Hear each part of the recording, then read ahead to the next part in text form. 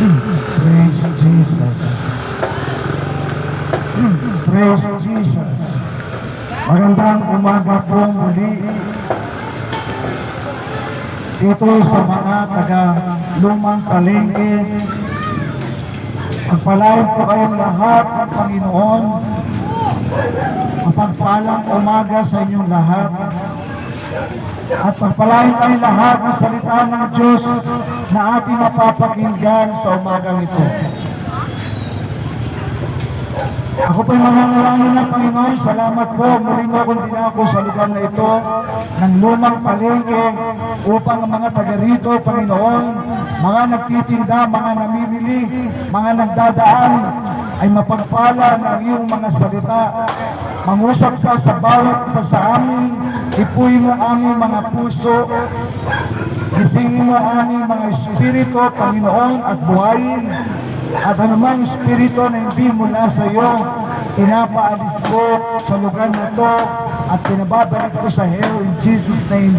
Kinakalagan ko ang Holy Spirit ang siyang malayang kumilos sa aming kalagitnaan, and I command the mighty angels of God, palibutan kami sa lugar na ito. At binabalaan ko sino man manggugulo sa gawain ito ng Panginoon. In Jesus' name, Amen. Amen. So mapagpalang umagang muli sa inyong lahat.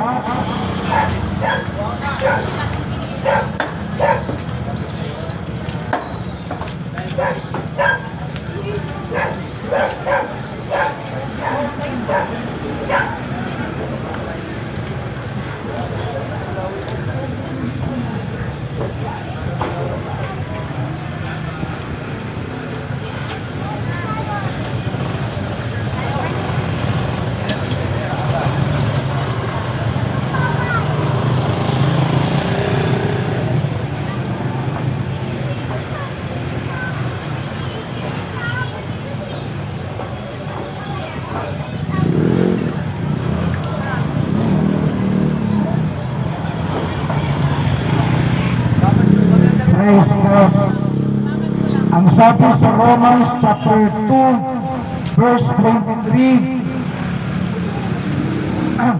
Thou that makest thy boast of the law, through breaking the law, dishonorest thou God. Sa Tagalog po, ang sabi po rito, ikaw na nagmamalaki at sinasabi mo na kilala mo ang Diyos, sinusunod mo ang salita ng Diyos, ina-apply mo ang salita ng Diyos. Subalit ikaw din ang lumalabag sa salita ng Diyos. Ang sabi nito, ipinapahiya mo ang Diyos.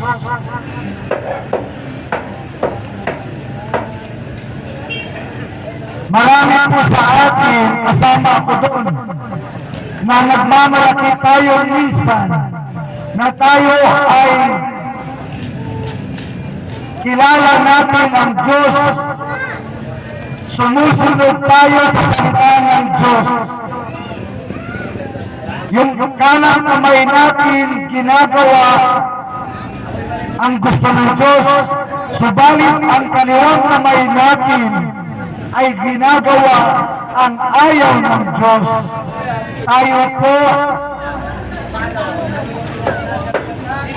nabibigyan natin ng kahihiyan ang ating Diyos. Mga kapatid,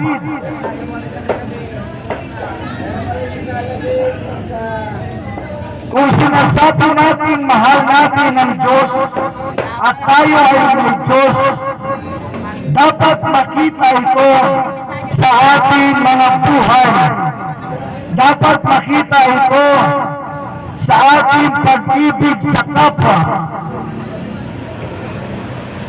Halimbawa, yung kanang kamay mo, ikaw ay pinupunta ng church. Maganda po yun. Ikaw ay dumadalo sa gawain ng Panginoon. Tuwing every Sunday, minsan meron pang weekdays, bumibisita tayo sa church nakikinig tayo ng salita ng Diyos. Nagbibigay tayo ng tithes and offering. Nagpe-pray tayo. Tumatanggap tayo ng communion. Subalit, pagkatapos ng church, ano na ang ginagawa mo, kapatid?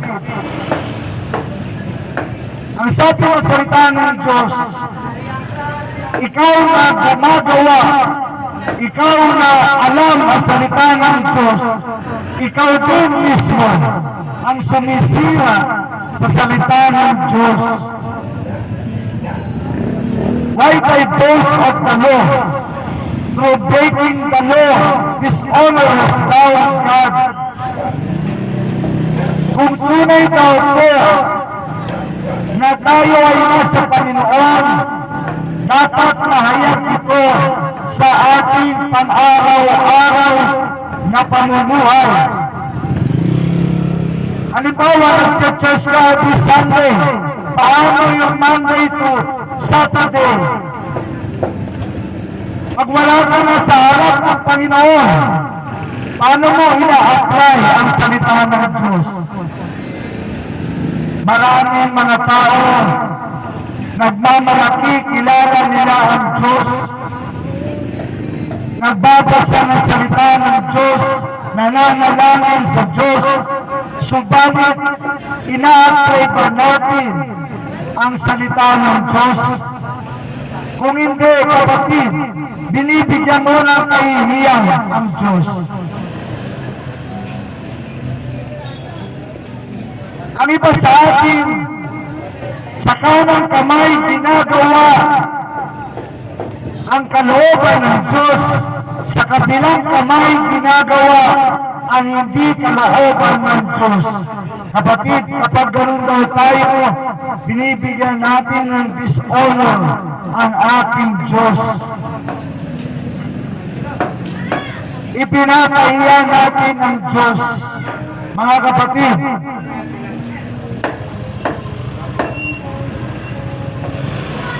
ang tunay na nasa Panginoon ay talagang binago ng Panginoon.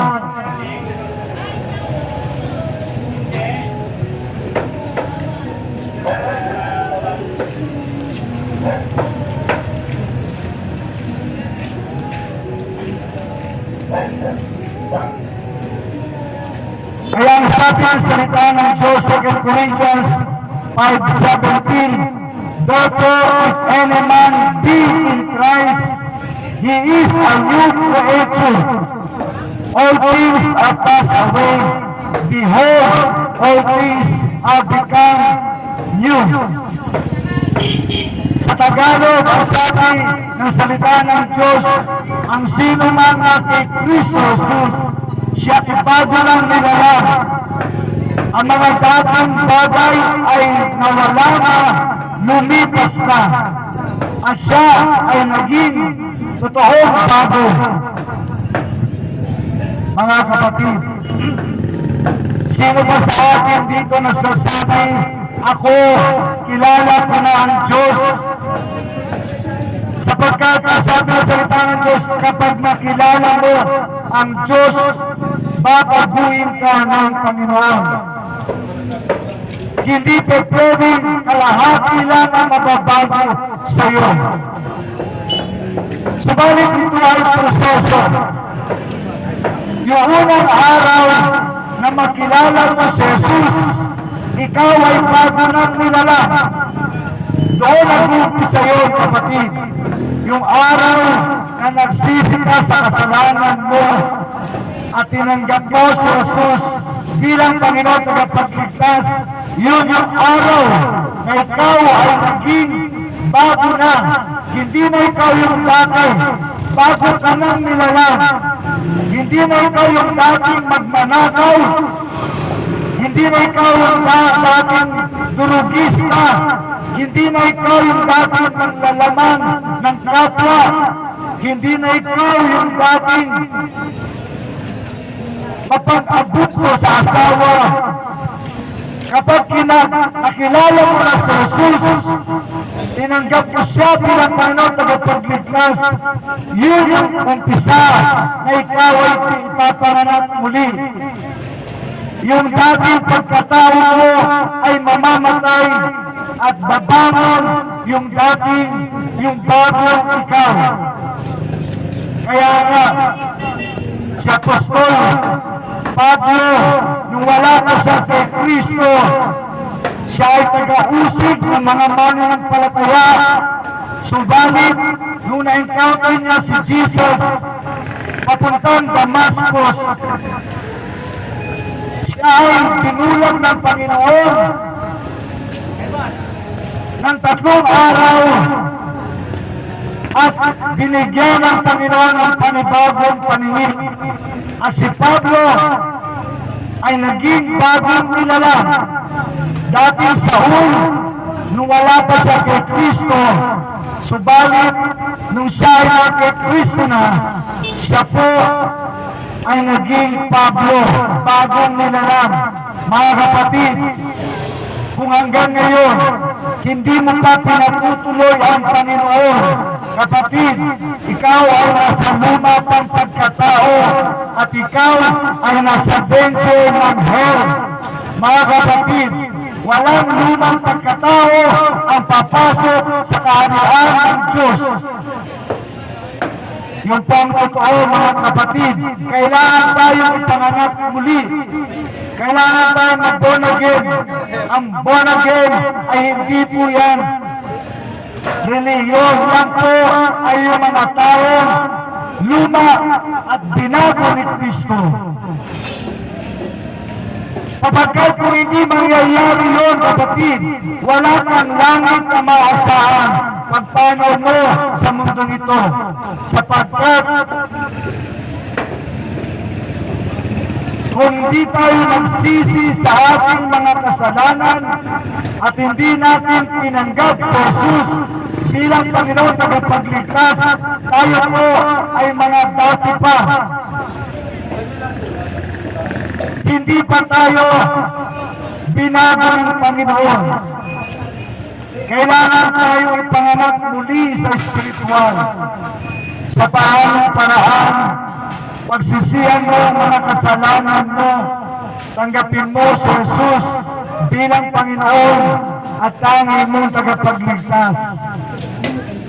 At kapag ginawa mo yun, ikaw ay magiging bago ng nilalang. At ang pangalan mo ay nakarecord na sa langit. Subalit, hindi nagtatapos doon, kapatid. Nung tayo ay ipinanganak na muli para tayo mga sanggol, yung dating pagkatao namatay na at isinilang yung dati nating pagkatao sa piling ni Kristo. Kapatid,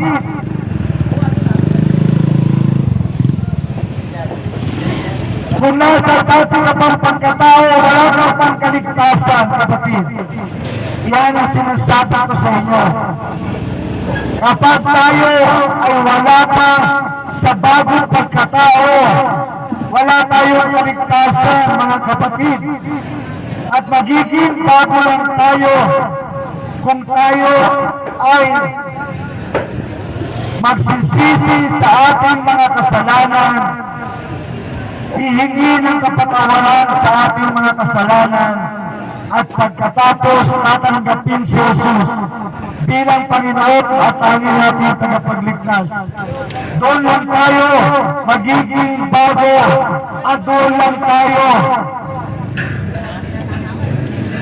maliligtas at may susulat ang pangalan natin sa aklat ng buhay. Kaya nga, mga kapatid, hanggang tayo nabubuhay pa,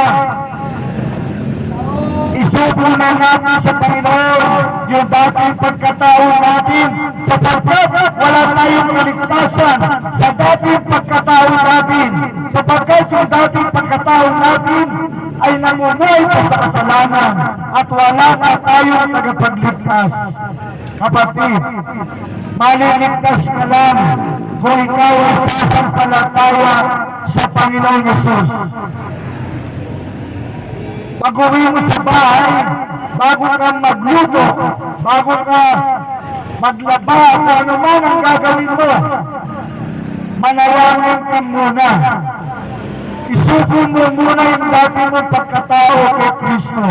Sabihin mo, Panginoon, patawarin mo ako. Napapagod na ako sa dati kong pagkatao na walang kaligtasan. Patawarin mo ako sa aking kamangmangan. Patawarin mo ako sa aking kahangalan. Patawarin mo ako sa aking katigasan ng ulo. Patawarin mo ako, Panginoon. Ako ay isang mapagmataas na tao. At lahat ng ating mga kasalanan, banggitin mo sa Panginoon. At lahat ng kasalanan natin at kayang patawarin ng Diyos. Walang kasalanan na hindi kayang patawarin ng Diyos. Kapatid, kung may nagsasabi sa iyo na yung kasalanan mo wala nang kapatawaran, yan po ay kasinungalingan ng dyablo. Lahat po tayo ay kayang patawarin ng Diyos. Lahat tayo kayang patawarin ng Panginoon. Magpakumbaba ka lang. Sapagkat lahat naman tayo ay makasalanan. Ako at kayo, tayo po lahat ay makasalanan. Hindi natin deserve ang heaven dahil sa ating mga kasalanan. Subalit, kung tayo magpapakumbaba sa Panginoon at hihingi natin ng tawad ang ating mga kasalanan, tayo po ay mapapatawad ng Panginoon. Tandaan mo po, kapatid, kaya kang patawarin ng Diyos. Isang pagpapakumbaba mo lang, mapapatawad ka na ng Panginoon. Isang paghingi lang ng tawad sa Panginoon, mapapawi na lahat ng mga kasalanan mo. At ikaw ay mapapatawad ng Panginoon, ililigtas ang Panginoon, at lilinisin ng Panginoon. Kaya mga kapatid, samantalayin natin habang tayo nabubuhay pa, habang tayo may lakas pa, humingi tayo ng kapatawaran sa Diyos, sapagkat walang makasalanan papasok sa kaharian ng Diyos. At lahat tayo, hindi tayo karapat-dapat sa Ama dahil sa ating mga kasalanan, sapagkat ang ating Diyos Ama ay napakabanal. Subalit, meron siyang binigay na tagapagligtas sa atin. Kung tayo ay sasampalataya sa kanyang bugtong na anak, kung tayo ay lalapit kay Jesus, kung tayo ay lalapit kay Jesus, kung tayo ay lalapit kay Jesus, tayo ay magkakaroon ng kaligtasan. Kaya nga si Satanas, ang dyablo, ayaw nang lumapit tayo kay Jesus. Kapatid, kung hanggang ngayon, hindi ka pa lumalapit kay Jesus, hanggang ngayon, kapatid, dinadaya ka ng dyablo. Hawak-hawak ng dyablo ang kaluluwa mo at isang araw dadalhin niya to sa hell. Kaya ang imong gagawin, umalis sa kanyang pagkahawak, sabihin mo sa kanya, Satanas, ayaw ko sa iyo, lumayo ka sa akin, sa pangalan ni Jesus. Subalit, kailangan mong gawin magpakumbaba sa Panginoon. Humingi ka ng kapatawaran sa Panginoon, hihingi mo ng tawad at ang kasalanan mo. Bakit mo patitipirin? Libre naman ang pagpapatawad ng Diyos. Lahat ng kasalanan mo, hihingi mo ng tawad sa Panginoon. Huwag ka nang magtipid, kapatid. Pagdating sa kasalanan, huwag ka magtitipid. Lahat, ihingi mo ng tawad sa Panginoon. Isuko mo ang dati mong pagkatao sa Panginoon. Lumapit ka sa Panginoon. Humingi ka ng tawad sa Panginoon. At ikaw ay buong pagmamahal na patatawarin ng Panginoon. Wala sa atin dito ang tatanggihan ng Panginoon. Ang Panginoon namatay sa bawat isa sa atin. Tatandaan mo yan, kapatid, mahal ka ng Diyos. Mahal ka ni Jesus. Namatay si Jesus sa bawat isa sa atin. Hindi sa ilan. Ang Panginoong Jesus namatay sa bawat isa sa atin. Anuman ang relihiyon mo, anuman ang nasyon mo, Pilipino ka man, Indiano ka man, Chinese ka man, Japanese ka man, kapag lumapit ka sa Panginoon, patatawarin ka ng Panginoon. Lahat tayo na lalapit sa Panginoon ay patatawarin ng Panginoon. Wala sa atin dito ay hindi kaya patawarin ng Diyos. Lahat tayo makasalanan. So dapat lahat tayo lumapit sa Panginoon. Sapagkat kung hindi ka lalapit sa Panginoon, kapatid, wala nang kaligtasan. Ang tigas ng ulo mo. Kapag hindi ka lumapit sa Panginoon, tuwang-tuwa si Satanas sa iyo. At hawak ni Satanas ang kaluluwa mo, mahihirapan ni Satanas ang buhay mo dito sa lupa, lalo na sa kabilang buwan. Mga kapatid, lahat tayo mahal ng Panginoon. Lahat tayo inisip ng Panginoon nung siya ay ipinato sa krus. Anumang katayuan mo, anumang nationality mo, Pilipino ka man, Indiano ka man, Chinese ka man, Hapon ka man, Amerikano ka man, inisip ka ng Panginoon, niligtas ka ng Panginoon, lumapit ka sa Panginoon, humingi ka ng tawad sa Panginoon. Kung hindi tayo hihingi ng tawad, walang kapatawaran, kapatid. Kung paano tayo nagkakasala sa kapwa natin, hindi ba humingi tayo ng tawad? Mas lalo na sa Panginoon, humingi ng tawad. Sapagkat unang-una sa lahat, sa Panginoon tayo nagkakasala. At ang Panginoon, kaya tayong patawarin ng Panginoon. Kaya tayong patawarin ng Panginoon. Hindi magtatanga ang Panginoon. Bata ka man, matanda ka man, mayaman ka man o mahirap. Pag lumapit ka sa Panginoon, lalapit din ang Panginoon sa iyo. Pag humingi ka ng tawad sa Panginoon, patatawarin ka ng Panginoon. Ganon tayo kamahal ng ating Panginoong Jesus. Mga kapatid, ang sanlibutan ito, dinadaya ng Diablo, ang sanlibutan ito, pinamumunuhan ng Diablo. Pero mga kapatid, umpisahan natin sa ating mga sarili. Huwag tayong papayag, pamunuhan tayo ng Diablo sa ating mga buhay, sapagkat kawawa tayo. Sabihin natin, in Jesus' name, lumayo ka sa Satanas sa buhay ko, sa pamilya ko. Panginoong Jesus, pumasok ka sa buhay ko. Tinatanggap kita bilang Panginoon at tagapagligtas ko. Kapatid, pag hindi mo yan gagawin, si Satanas tuwang-tuwa sa iyo. Yun ang gusto ni Satanas, hindi natin makilala si Jesus.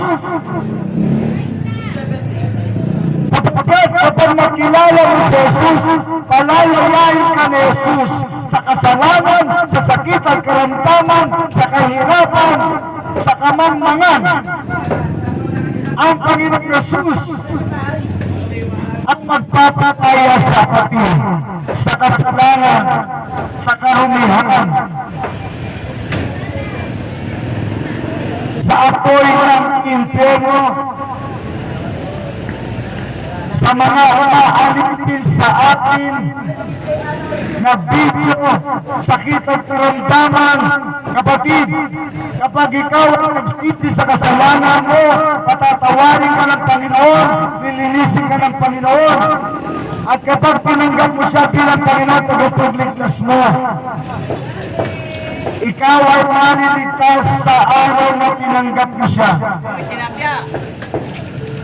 At kapag tinanggap ka ng Panginoon, kapatid, ang magandang buhay, ang masayang buhay ay sa atin.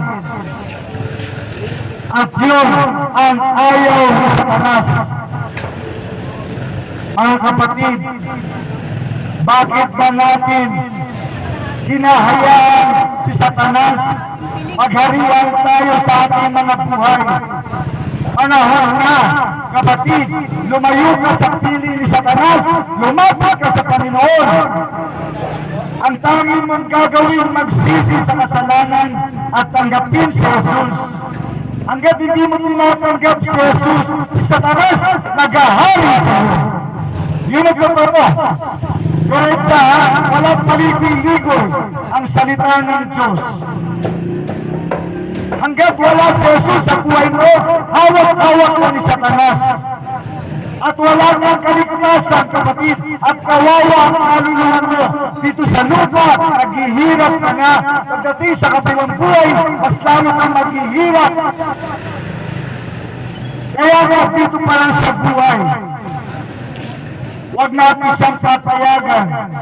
Sabihin natin sa Satanas, lumayo ka sa buhay ko. Panginoong Jesus, patawarin mo ko sa lahat ng mga kasalanan ko at tinatanggap kita bilang Panginoong tagapagligtas. Yun lang ang gagawin mo, kapatid. At dinadaya ka pa ni Satanas na hindi mo susundin yung dalawang bagay mo yun. Pagsisiyan mo ang kasalanan mo, tanggapin mo si Jesus bilang Panginoong tagapagligtas.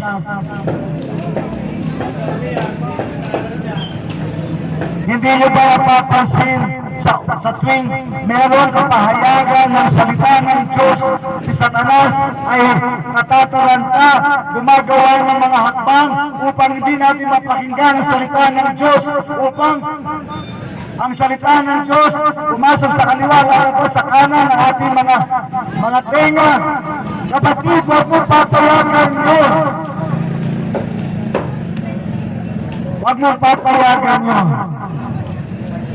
Kaya nga, pag mayroon kang pagkakataon, mamaya pag-uwi mo sa bahay,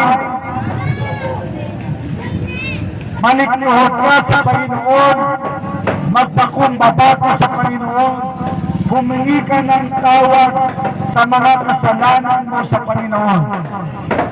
Huwag mo nang titipirin. Lahat ng kasalanan mo kayang patawarin ng Diyos sa isang pagpapakumbaba mo lang.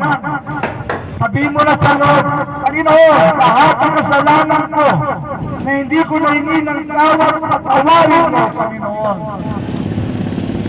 At lahat po yan ay agad patatawarin ng Diyos.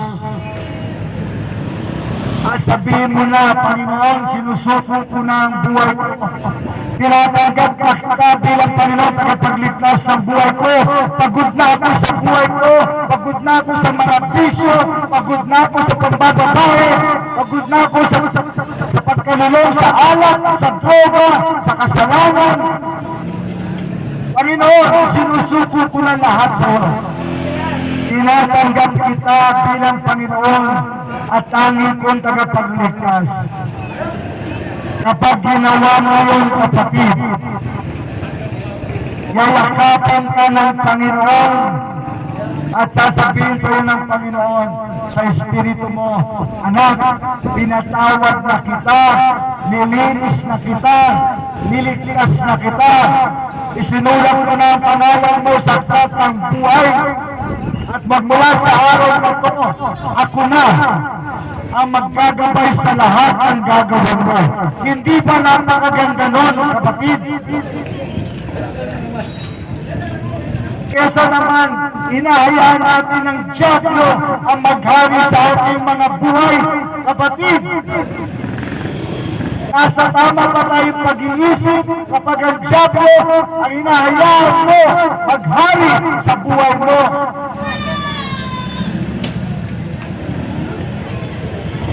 Hanggang wala si Jesus sa buhay natin, ang Diablo ang naghahari sa buhay natin. Yung po ang totoo, mga kapatid.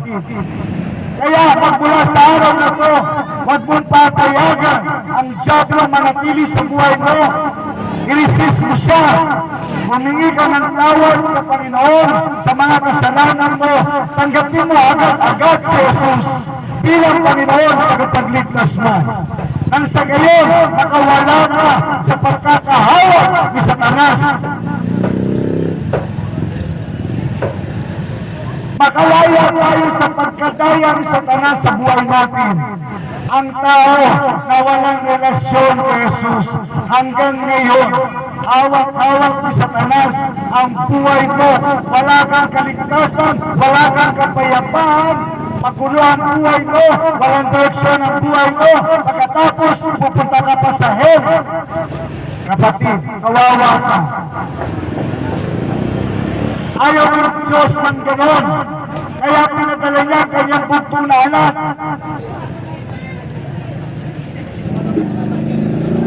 Ang tanging mong gagawin, lumapit sa Panginoon. Lord, patawarin mo ako. Ako ang isang makasalanan. Marami po akong kasalanan. Nilalahat ko mga kasalanan ko. Patawarin ko ang lahat ng mga kasalanan ko. At ang Panginoon, patatawarin tayo sa lahat ng ating mga kasalanan. Lahatin mo na. Kung hindi mo maalala, sabihin mo, Lord, lahat ng kasalanan ko, patawarin mo, Panginoon. At isuko mo ang buhay mo sa Panginoon. Sabihin mo, Lord, sinusuko ko na ang buhay ko sa iyo. Tinatanggap kita mula sa araw na ito bilang Panginoon at tangi ko tagapagligtas. At tingnan mo, kapatid, kung ano ang pagbabago sa buhay mo. Ako po ay kagaya din po ninyo nung una, nung wala pa ako sa Panginoon, ako po ay laking tundo. Lumaki ako sa magulong lugar. So ako po ay binata pa, ako po ay basagulero, ako po malaaway. Subalit tumakilala ko sa Jesus nung lumipat kami dito sa Cavite. Binago lahat ng Panginoon. Kapatid, hindi ka ba nagsasawa sa buhay mo walang koneksyon? Hindi ka ba nagsasawa sa buhay mo na puno ng kasalanan, puno ng bisyo? Kawawa ang pamilya mo.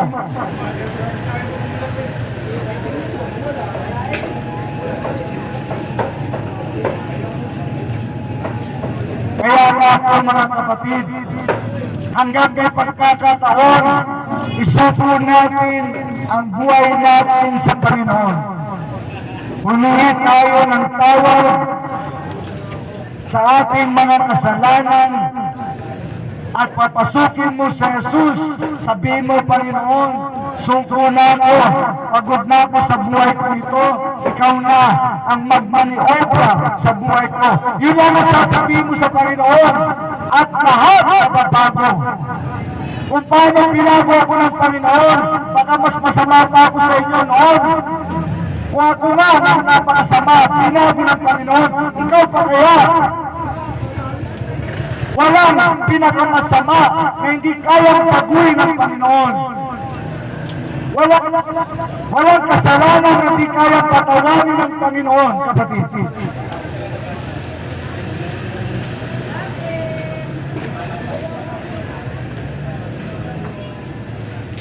At walang sino man sa atin dito na hindi kayang iligtas ng Panginoon. Lahat tayo kayang iligtas ng Panginoon. Mayaman ka man o mahirap, matanda ka man o bata, kapag lumapit ka sa Panginoon, ililigtas ka ng Panginoon. Ikaw lang ang lalapit. Magpapakumbaba ka lang sa Panginoon. Isang pagpapakumbaba mo lang, kapatid. At buhay na walang hanggan na ang kapanapan. At huwag mong pinatatagal ang pagkikipagrelasyon sa Panginoon, sapagkat ang buhay mo hindi mo alam kung buhay ka pa ngayon o bukas. Baka nga ang iba sa akin, hanggang ngayong araw ko na lang, pero hindi mo alam. Kaya dapat lagi tayong nakahanda sa kamatayan at sa pagbabalik ng Panginoong Jesus. By the way, mga kapatid, Jesus is coming back soon. Sa ayaw at sa gusto natin, babalik na si Jesus.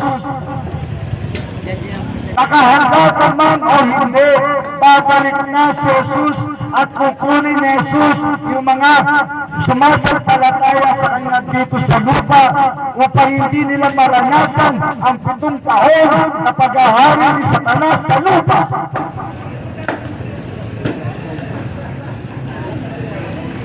Mga kapatid, yung tinatawag na pag-agaw o yung rapture of the church, malapit na po't mangyari yun. Yung mga palatandaan bago pumalik si Jesus ay hayag na sa ating kalagitnaan.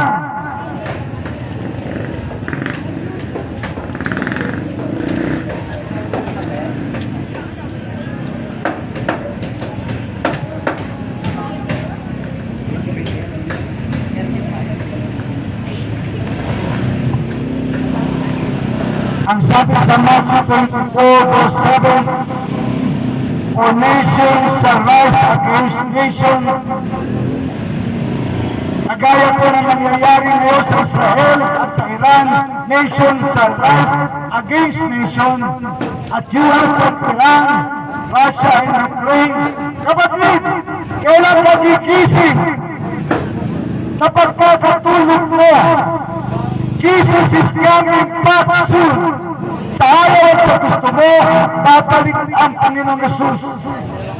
Nakahanda ka man o hindi, babalik ang Panginoon. Kung ayaw mo maganda, mahala ka sa buhay mo. Ihanda mo sarili mo sa 7 taon ng 7 years tribulation period. Sa paghaharian ni Satanas, paghaharian ng Antikristo, paghaharian ng pulaan propeta.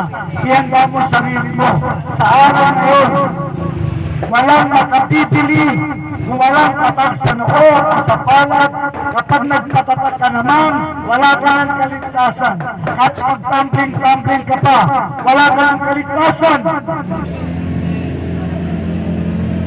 Magkakaroon lang ng kaligtasan ng tao during tribulation period kung hindi sila magpapatatag sa noo at sa palad at hindi nila i-deny si Jesus. Subalit kapatid, bakit ko antayin yung ganong taon? Marami sa mga panahon yun, hindi makatatagal. Kung pwede ka namang isama ng Panginoon sa kanyang pag-agaw o yung rapture of the church, gawin mo na agad. Maghahanda ka lang, kapatid.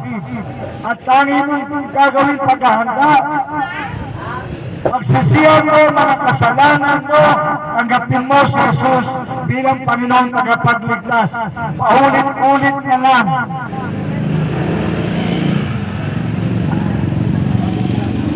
Kapag naman hindi ka pa naligtas, hindi ka pa nakasama sa pag-agaw, it is your fault. Kasalanan mo yun, kapatid. Ilang beses nang sinasabi sa iyo ng Panginoon na siya ay batak na.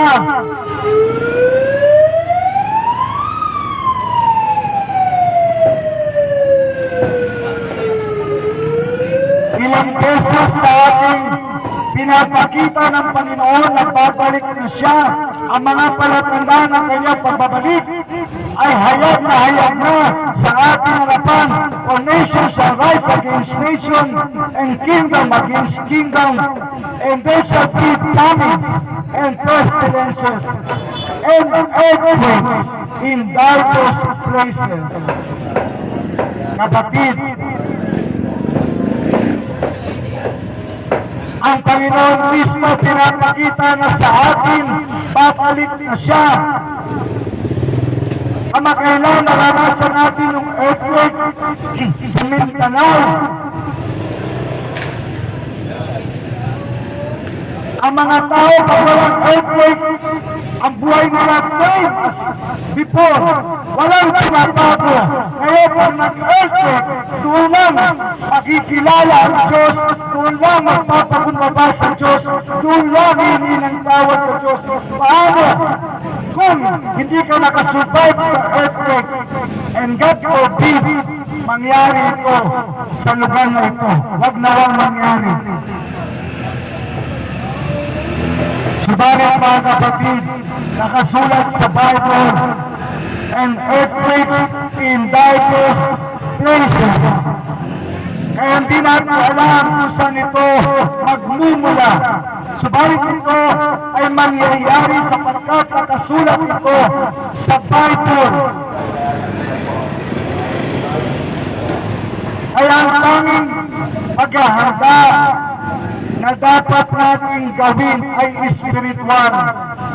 Kapatid, kahit maganda ka sa pisikal, kahit matibayan mo ang bahay mo, subalit ang lindol walang pinipili ang lugar. At ang lindol,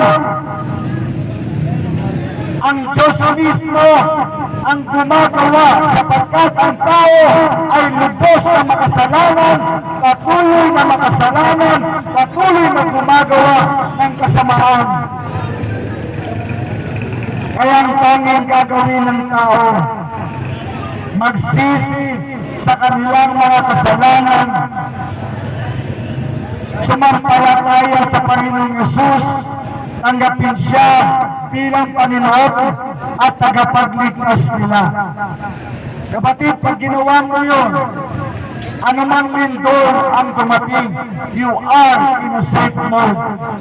Walang ligtas na lugar, kapatid, during earthquake. It is only in the name of Jesus. Kapag nag-Jesus ka, you are safe. Kapag nag-Jesus ka, ligtas ka sa lahat ng kapahamakan. Ang iba sa atin, kung ano-anong paghahanda ang ginagawa. Kapatid, okay naman yan. Subalit hindi ka dyan ligtas. Ang pinakaligtas na lugar ay yung nasa piling ng Panginoon.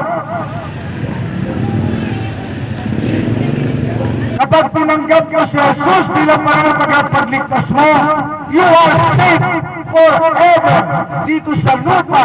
Magkalindol man, magkaroon man ng tsunami, magkaroon man ng nuclear war. Kapatid, you are safe in the hand of the Lord. Subalit kung wala kang Kristo, kapatid, you are always in danger. Kung wala si Jesus sa buhay mo, nasa panganib palagi ang buhay mo. At marami na pupunta sa hell bawat segundo. Marami na pupunta sa hell because wala silang Panginoon.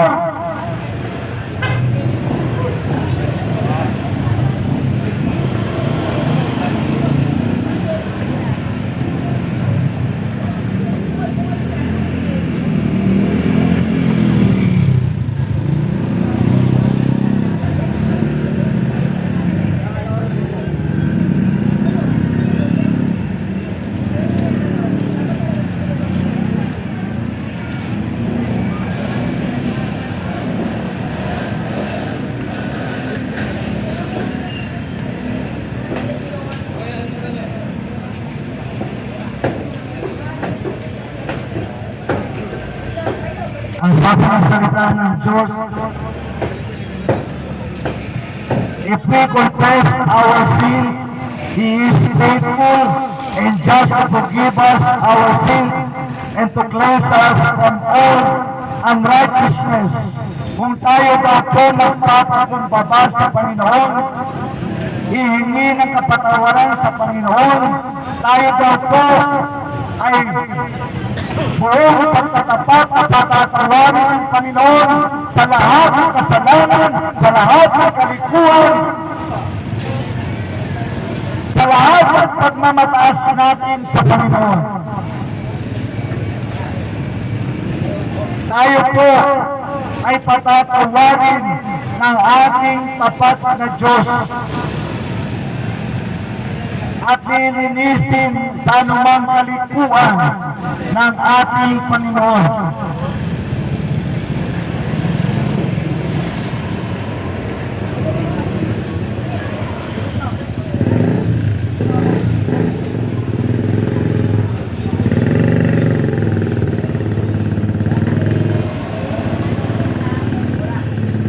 Kaya nga mga kapatid, para maalis ang ating mga kasalanan, ang ating mga kalikuan, ang ating mga kayabangan, kapatid, lumapit tayong lahat sa Panginoon. Ako po ay lumapit na sa Panginoon, pinago na ng Panginoon, tinatawag na ng Panginoon. Yung araw-araw kong paggawa ng kasalanan, araw-araw din akong humihingi ng tawad sa Panginoon. Kapatid, kung hanggang ngayon, pinagmamatikas mo ang puso mo sa Panginoon, ang Diablo ay tuwang-tuwa sa iyo. Kung hanggang ngayon, wala ka pang relasyon kay Jesus, ang Diablo tuwang-tuwa sa iyo. Sapagkat alam ng Diablo, kapag si Jesus ay papasukin mo sa buhay mo, tanggapin mo siya bilang Panginoon, tagapagligtas mo, yun yung araw na makakalaya ka sa kamay ng Diablo. At huwag mong patagalin yun, kapatid. Kawawa ka sa kamay ng Diablo. Ang dami mong gagawin, pagsisiyan mo ang kasalanan mo, tanggapin mo si Jesus bilang Panginoon at tagapagligtas mo. Walang mahirap. Kaya pati ang kaligtasan natin pinadadali ng Panginoon dahil mahal tayo ng Panginoon. Kaya pag ikaw pa naman hindi ka naligtas, napunta ka pa sa hell, kasalanan mo yun, kapatid. Hindi kasalanan ng Panginoon. Pinayagan mo si Satanas na lokohin ka habang buhay dito sa lupa. At sinasabi mo sa Satanas, okay lang ang buhay mo na namumuhay ka sa kasalanan, namumuhay ka sa pagnanakaw, namumuhay ka sa kasamaan, okay lang yan. Yun ang sabi ng Diablo. Pag naniwala ka sa kanya, kapatid, kawawa ka. Ang tangi mo lang namang gagawin, lumapit sa Panginoong Hesus. At ang Panginoong Hesus, buong pagmamahal, natatanggapin ka niya. Magpapakumbaba ka lang sa Kanya, tatanggapin ka ng Panginoon, patatawarin ka ng Panginoon sa lahat ng kasalanan, hiningi mo sa Kanya. At lilinisin ka pa ng Panginoon, hindi ka lang na patatawarin, lilinisin ka pa sa anumang kalikuhan sa buhay mo. Saan ka pa? Pinatawag ka na, nilinis ka pa. Hindi po ba? Kaya ang Panginoon sa totoo lang, lugi-lugi sa atin. Lahat ng pabor, binibigay sa atin ng Panginoon. Pagkatapos, magmamataas ka pa sa Panginoon. Saan ka pa, kapatid? Kaya ka ng Diablo.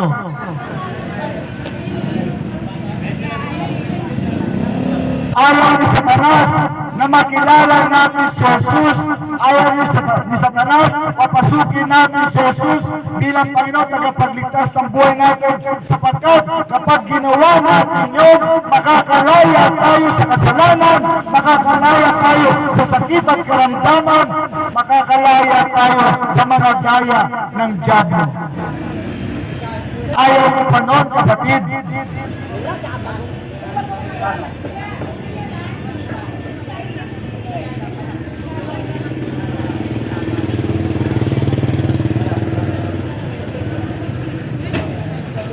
Kaya sabi ng Panginoon, the Lord is not slack concerning His promise, as some men count slackness, but is long-suffering to us, for not willing that any should perish, but that all should come to repentance. Kaya Panginoon, ang Panginoon mahaba ang pasensya sa atin. Binibigyan tayo ng pagkakataon hanggang ikaw ay nabubuhay na ikaw ay maligtas. Subalit kapatid, marami pa rin napupunta sa hell. Paano nangyari yun? Sapagkat pinadaya sila ng dyablo. Ayaw ng dyablo na patuloyin natin si Jesus sa ating mga puso. Ayaw ng dyablo na tayo humingi ng kapatawaran. Kaya sinasabi ng dyablo, okay lang yan. Yung buhay mo na yan, okay lang yan. Kahit nabubuhay ka sa kasalanan, okay lang yan. Yun ang sabi ng dyablo. Subalit sa Panginoon, hindi yun okay. Ang kapayaran ng kasalanan ay kamatayan. Kamatayan espiritual. Kapatid, kapag tayo ay namatay na hindi tayo nagsisi sa ating mga kasalanan, hindi tayo nag-repent sa ating mga kasalanan, na kagaya ng binanggit ko, ang Panginoon mapagpatawad, mapagsaga sa atin. Nais ng Panginoon, maligtas tayong lahat. Subalit, mga kapatid, marami sa atin hindi nakikinig sa Panginoon. Patuloy mas pinakikinggan ang dyablo sa buhay nila. Hindi sa ang Panginoong Jesus ang pakinggan natin, mga tao, mas pinakikinggan natin ang dyablo sa ating mga buhay. Kaya ang buhay natin miserable, kaya ang buhay natin balot ng kasalanan, balot ng mga sakit at karamdaman at kahirapan. Pinili natin yun, kapatid. Kaya nga, ang Panginoon nag-iimbita sa atin, kayong lahat na nabibigatan, lumapit kayo sa atin, ang sabi ng Panginoon. Nabibigatan ka sa kasalanan mo, lumapit ka sa Panginoon, patatawarin ka niya. Nabibigatan ka sa buhay, lumapit ka sa Panginoon. Ang Panginoon, bibigyan ka ng kapahingahan at kaaliwan. Ang tangi lang natin gagawin, mga kapatid, humingi ng tawad sa lahat at ating mga kasalanan, at tayo po ay mapapatawad ng Panginoon. Sa Panginoon, walang maliit o malaking kasalanan. Lahat po yan pare-parehas sa Panginoon. At lahat po yan ay kayang patawarin ng Panginoon. Lalapit ka lang sa Panginoon. Lalapit ka lang sa Panginoon.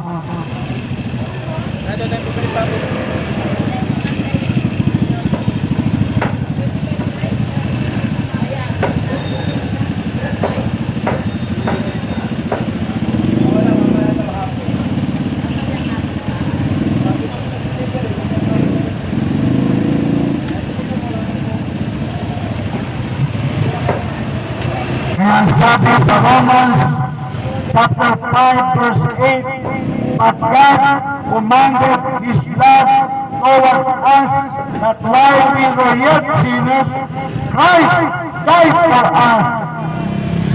Nung tayo ba po makasalanan pa, si Jesus namatay para sa atin. Kapatid, alam mo ba yun? Si Jesus namatay para iligtas ka. Si Jesus namatay para patawarin ka. Si Jesus namatay para hindi ka mapunta sa hell. Tapos hindi ka makikinig sa Panginoon. Kapatid, very good ka sa Diablo. Marami sa atin very good sa Diablo, pero fail sa Panginoon. Sapagkat ang Panginoon na nagsasabi, lumapit ka sa Kanya, magsisiyan ang kasalanan mo, matatawarin ka niya. Tanggapin mo siya bilang Panginoon tagapagligtas, hindi mo pa ginagawa, kapatid.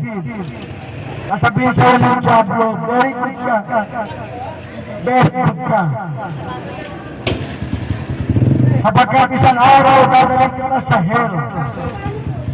Kapatid, huwag tayo maging very good sa Diablo.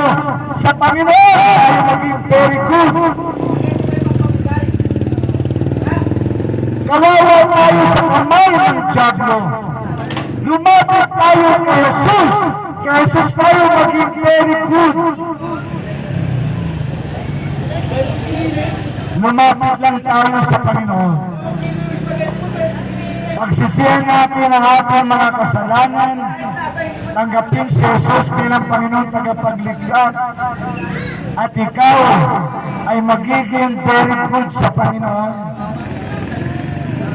Sa buhay na ito, lalo na sa buhay sa piling ng Panginoon sa langit. Ang gusto ng Panginoon, lahat tayo mapunta sa langit. Ang ganda ng langit, mga kapatid. Ang sabi ng salita ng Diyos, hindi mo kaya i-describe ang langit na inihanda ng Panginoon para sa bawat isa sa atin.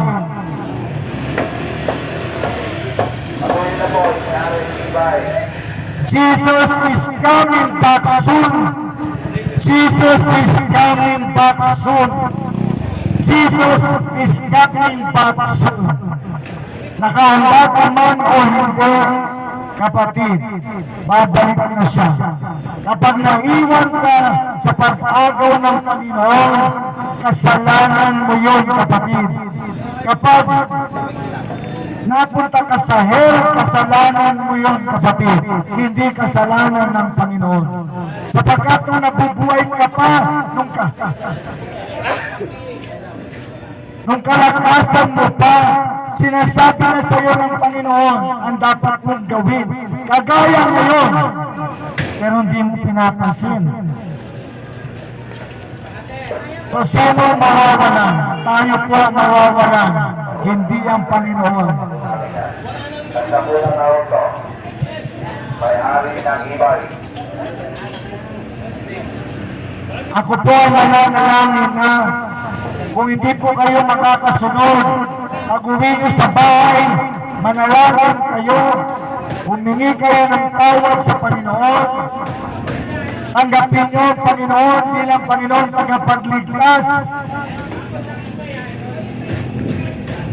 Lumapit tayo sa Panginoong Jesus. Jesus is the only Savior of this world. Wala na pong iba. Ako po mananalangin na sumunod po kayo sa nais maligtas. Kung hindi niyo po magawa, mamaya pagdating mo sa bahay, mag-pray ka, humingi ka ng tawad sa mga kasalanan mo at tanggapin mo si Jesus bilang Panginoon tagapagligtas mo. Kapatid, kapag ginawa mo yan, kapatid, ikaw ay nasa piling na ng Panginoon at ang pagpapala ng Panginoon at proteksyon ng Panginoon ay sasayo na. Ako po'y magpe-pray na, Panginoon, sumunod kayo sa panalangin sa mga nais maligtas at ayaw na sa piling ng Diyan. Sumunod kayo sa panalangin. Sabihin po natin, Panginoong Yesus, Panginoong Yesus, patawarin mo po ako na isang makasalanan at ubod ng sama na tao. Aminado ako, Panginoon, ako ay napakasama na tao. Patawarin mo ang lahat ng mga nagawa kong kasalanan. Hindi ko na kaya pagbanggitin ngayon sa dami, Panginoon. Pero lahat ng ito, hinihingi ko ng tawad sa iyo. Patawarin mo po ang lahat ng mga nagawa kong kasalanan na hindi ko pa nahingi ng tawad. Salamat, Panginoon, ako'y pinatawad mo, ako ay nilinis mo. Kaya naman, pumasok ka, Panginoon, sa buhay ko, sumasampalataya ako sa iyo, tinatanggap kita bilang Panginoon at tagapagligtas ko. Salamat, Panginoon, ako'y niligtas mo at isinulat mo pa ang pangalan ko sa aklat ng buhay. Panginoon, ikaw na po bahala sa akin sa mga susunod kong gagawin. In Jesus' name, Amen. Amen. Kung kayo po ay nakasunod, binabati ko po kayo. Kayo po ay pinatawag na ng Panginoon, nilinis pa ng Panginoon, niligtas pa ng Panginoon, at isinulat pa ang inyong mga pangalan sa aklat ng buhay na siyang tanging gate pass para makapasok sa kaharian ng Ama. Without Jesus, without heaven. No Jesus, no heaven. Ganun lang po kasimple yun, kapatid. At ako po'y mananalangin na para sa panghuli. Panginoon, salamat po. Ako po ay ginamit mo upang ibahagi sa mga taga rito ang mabuting balita ng kaligtasan mo. Sila na naligtas